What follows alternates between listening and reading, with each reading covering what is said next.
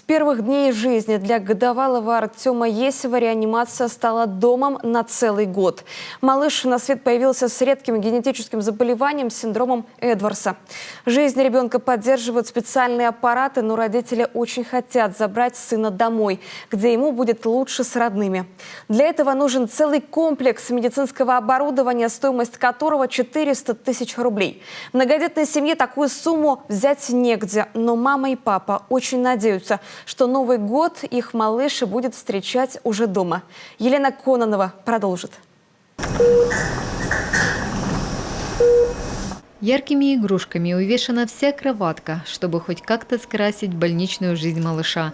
Детскую комнатку Артемки на целый год заменила реанимация с бесчисленными аппаратами. За это время он стал любимчиком всего отделения. Скучать не любит, гулит, хватает погремушки, то и дело пытается перевернуться. Но особенно радуется, когда видит маму. Она к сыну из Зеленца приезжает практически каждый день.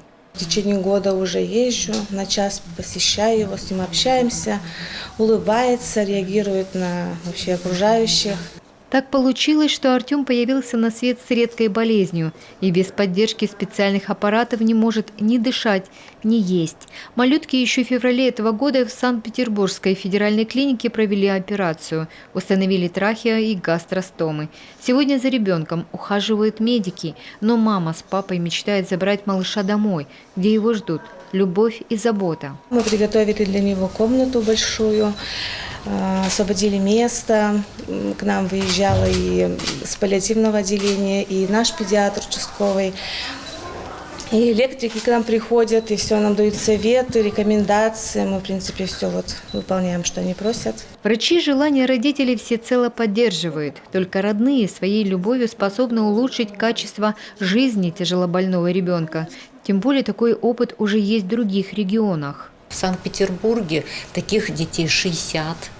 На аппаратной вентиляции дома они находятся. Город Москва, это их порядка 70 аппаратные дети, которые находятся дома.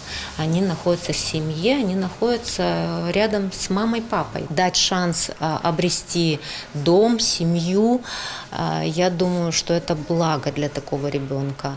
Вот. Ну и для семьи в целом, потому что семья хочет ухаживать за ребенком, семья хочет, чтобы все малыши увидели этого ребенка. Осталось за малым – приобрести необходимые аппараты, которые будут поддерживать жизнедеятельность малютки в домашних условиях. Минздрав в Коми уже подключился к этому вопросу. Но это долгий процесс. Если вы понимаете, чем быстрее сын будет дома, тем лучше для его здоровья. А приобрести оборудование самостоятельно слишком дорого для многодетной семьи. Поэтому за помощью они обратились в благотворительный фонд «Сила добра». Для Есева Артема мы уже начали работу по закупу аппаратов. Каждый аппарат стоит свыше 100 тысяч, поэтому мы открываем сбор на 400 тысяч. Это тяжелая сумма для одной семьи, поэтому мы включились с работы фонда. Аппараты, которые пришли у нас раньше, мы передаем сейчас в 3-ю поликлинику паллиативная помощь. И эта паллиативная помощь от 3-й поликлиники будет вести непосредственно ребеночка Артема. Соответственно, они возьмут на контроль обеспечение комплектующими трубочками всевозможными, поскольку у ребенка 2 стомы, трахео, гастростома, и возьмут на контроль переключение, подключение, регулировку аппаратуры. Трудностей семья не боится. Мама Артема уже научилась пользоваться аппаратами. Папа тоже готов обучиться. Они верят, что их самый младший сын свой второй Новый год все же встретит в кругу семьи со своими братьями и сестрами. Елена Кононова, Роман Боровиков, телеканал Юрган. Вы тоже можете помочь семье Артема Есева. Даже небольшой вклад 50 или 100 рублей поможет вернуть малыша домой. Средства можно перечислить через СМС на короткий номер 7715 со словом «Коми» /сумма пожертвования. Другие способы можно найти на сайте благотворительного фонда «Сила добра».